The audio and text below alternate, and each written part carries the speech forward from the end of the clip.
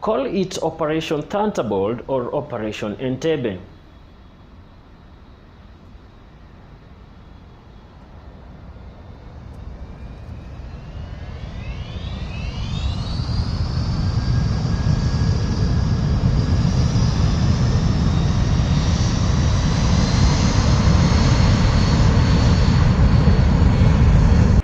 June 27, 1976, it began just like any other day.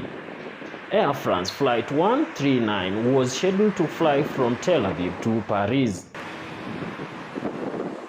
On board were 200 passengers. The aircraft make a scheduled stopover at Athens. At Athens, the security is lax. The metal detector is unmanned and the X-ray technician is inattentive. At this stopover, 56 additional passengers board the plane. The plane then departs to Paris. Few minutes after takeoff, things start to unfold. 3 men and a woman stand on their feet holding guns and grenades. France Flight 139 has been hijacked. Captain Michael Backus, who has 20 years of flying experience under his belt, is confronted with the hijackers. The hijackers give an aircraft a different cosign. They call it Haifa Flight. To the air traffic controller, Flight 139 goes silent. The loss of radio contact is immediately registered by the electronic ear of the Israel intelligence forces. A message is quickly passed to the Israel Prime Minister, Yitzhak Rabin. The message was telling him that Flight 139, with a large number of souls on board, has either crashed or hijacked.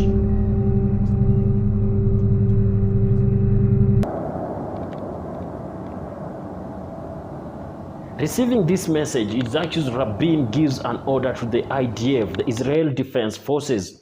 Immediately, the Israel Defense Forces goes on alert at Tel Aviv. At this time, Munki Bester is the deputy commander of the elite Israel Commando Forces. The commandos were expecting the aircraft back to Israel and they were prepared to face the hijackers with full wrath. But the aircraft was directed to a different direction. The aircraft was directed to Benghazi, Libya.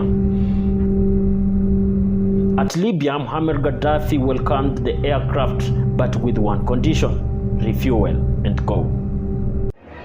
Here, one of the passengers, Trisha Mattel, who is a nurse by profession, played her tricks that worked very well. Trisha lied that she had a pregnancy of 4 months and that she was feeling like she was miscarrying because she was bleeding. 4 months pregnant, and if I start bleeding here, I'll die because there's no way I'll be able to stop the bleeding. The hijackers allowed her to stay in Libya so as to be given a special treatment. At Libya, Mattel was flown to London, where she met the Scotland Yard and she gave them the key information that revealed who the hijackers were. She told them that the aircraft was hijacked by the militia group of Popular Front for the Liberation of Palestine. On the other hand, Flight 139 is airborne. Everyone on board doesn't know where the aircraft is heading to.